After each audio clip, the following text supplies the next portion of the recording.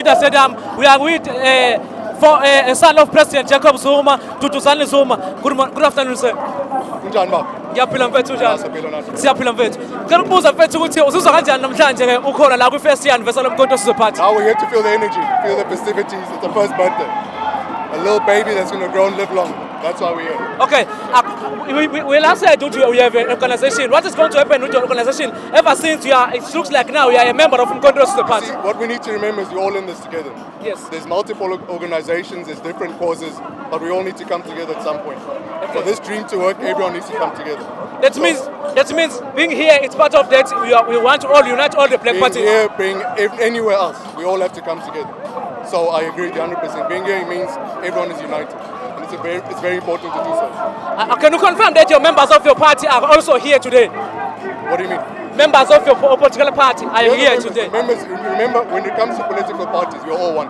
We are all There's one. people in different organizations, but we won't do this thing of segmenting and putting people apart. We're all here together. We're here to celebrate one cause, and that's a birthday today. That's what we're here to focus on. Okay, thank you very much, sir, for your time. Thank you very much. I really appreciate you, sir. Thank you very much. This is wasasana uFubabu Jacob Zuma. Echaza ukuthi ke ukhona ke la eMoses Mabhida Stadium lapho khona ke kuhlanganyela khona ama-members omkhonto wesizwe party ke. Esho khona ukuthi ke ufuna wonke amaqembu ahlangane abe into eyodwa. Uzokhumbula ukuthi naye ke indodana kaMongameli Jacob Zuma ke inalo iqembu la lezepolitiki. Iqinisekisile ukuthi njengoba ila namhlanje ke inhloso yakhe ukuthi amaqembu wonke ezepolitiki ahlangane abe iqembu. Sisakhona la eMoses Mabhida Stadium njengamanje sinelunga leParliament lomkhonto wesizwe party ke esifundazweni ke saKwaZulu Natal ubaba uMusa Mkhize. Asikubingelele sikwamukele baba. Sibingelele mfowethu nabahlali bonke base South Africa and all progressive forces.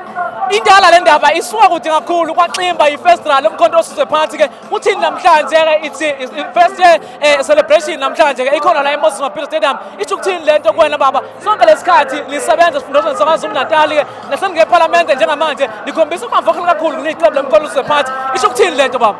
The mandate is clear. It's about the people, Mkhonto wesizwe party for the people of South Africa, all 9 provinces. Today we are in KwaZulu Natal. We are celebrating a hope that will be provided by Mkhonto wesizwe party for bonke abantu baseNingizimu Afrika, ikakhulukazi abantsundu abasahlupheka emva kweminyaka engaphezulu kuka-30 wethembiso. Sithi we are here today sikhumbuzisane ukuthi sikhona, and we're here to deliver with the people, amakhosi, abefundisi, abahlali, nawo wonke umuntu who is progressive, including nabatshali bazimali abazela ukuzosebenza nabantu balelizwe bengenzile ukuzokweba kodwa usebenze ndawonye ukulwa nobupha, ukulwa nobugebengu, uvikela abesifazane nogogo namathuba omsebenzi angcono for abantu base South Africa. Njengoba niqembu lomkhonto wesizwe party ke ngiyathemba ukuthi nana uSG weqembu kwasho ukuthi ke uyafisa ukuthi ke ngonyaka ozayo ukuthi iqembu lomkhonto wesizwe party ke libuyise isifundazwe saKwaZulu Natal ke ama plans asifuna ukubuyisa isifundazwe saKwaZulu Natal ke akhona yini senimaphi nawo ukwenza ukuthi ifundazwe sibuye. The National High Command led by our President Jacob Zuma has spoken before they have to activate abantu bakaZulu Natal bavote ngaphezulu kuka 58%, kwase kuthiwa 45%. So abantu bakaZulu Natal bayikhombisile majority ukuthi ithemba labo ne-trust who's going to take them from here kule ngcindezelo yobandlululo nokuhlangana nabantu namabhunu ukuthi bagcindezelwe ukuthi umkhonto wesizwe is the only hope. Ubaba uMsholozi is the only president for abantu abahlwempu. Today we are celebrating infrastructure, imali that was approved by the president that they call 9 wasted years. But today, I'm a project icon. You name, talk of N3 project, infrastructure. Those were 9 wasted years of Baba uMhlanganyelo Zuma. Okay, siyabonga kakhulu ngesikhathi sakho, siyabonga kakhulu. Besikhuluma ke naye uMusa Mkhize ke oyilenga leParliament ke kuqembu lawo ke lapha na umkhonto wesizwe party. Baba sibingelele sibonge ithuba, siyabonga. Mfethu njengomphathi njengomkhulumeli we-student movement nisizwa kanjani ukuthi iqembu lomkhonto wesizwe libe nani namhlanje la eMoses Mabhida Stadium la lizokwenza khona i-first year anniversary yalo? Sizizwa sijabule kakhulu ngesingxenye yokugqugquzela abafundi kakhulukazi nabantu abasha ukuthi abeze kulo mbungazo womkhonto wesizwe uqeda unyaka ngoba umkhonto wesizwe kuthina uyi-organization esibona ukuthi ingakwazi ukusikhulula njengabafundi njenge-organization-ke ekholelwa kakhulu kwi-black consciousness nakwi-pan-africanism. Obviously-ke umzabalazo wabafundi umzabalazo ukuthi bacindezelwe kanjalo nabasebenzi, so-ke iyona organization esibona ukuthi ingakwazi ukusikhulula sithole imfundo yamahhala nekhululekile nekuyiyona yona phecelezi i-free quality and afrocentric education. Masithi free education sisho ukuthi imfundo ekhululekile ngokwemali nekhululekile ngokufundwa kwayo ukuthi i-decolonize i-education. Sibona-ke le nhlangano kuyiyona yona engakwazi ukuthi sithatha isifikelelise lapho njengoba sazi ukuthi umongameli wayo uPresident uJacob Zuma uyena kuphela owadeclara imfundo yamahhala ngo-2017 nangebhadi-ke kuze kube manje engaka-implementwa kuma-institutions of higher learning.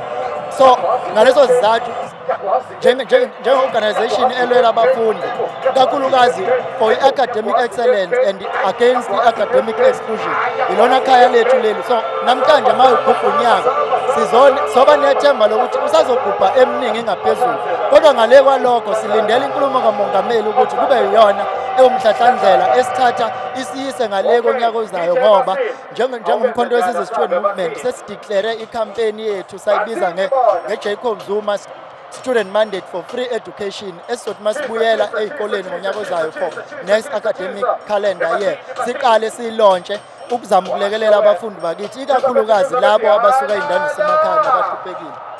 Mfowethu, amangase kubuze mangaka ama-campus asenophethe njenge-student movement. Okwamanje amakhempasi esikhona esikuwona kwi-SRC mabili i-TUT enye ngizoyilibala kodwa kwamanye amakhampasi esisaconteste kuwona senze kahle kakhulu considering ukuthi sinonyaka sisunguliwe. Singakubali-ke ukuthi isystem vele ayifevari into yomkhonto wesizwe senze isibonelo nje ade sinama-SRC elections e-University of Zululand lapho khona esenze kahle kakhulu sathola amavoti angaphezulu kuka-1000 amanye because bekuvota individual amanye abegijima ku-2500 compared to iwinner ebigijima ku-3000 wamavoti. So sibuka lokho njenge-base enhle ukwakhela unyaka ozayo ukuya phambili. Sikuyeke ukuthi-ke kuvotwa online nekuyinto esingahambiselani nayo because into ka-online nomntshontsho kwamavoti yinto esingamahlala khona e-South Africa. Ubufakazi ukhetho langonyaka odlule lapho khona ogcinela zala i-GNU namhlanje. Siyabonga kakhulu umkhulumeli-ke we-student movement lo mfundo ufakhubisa-ke siyabonga. Ufakhubisa-ke siyabonga.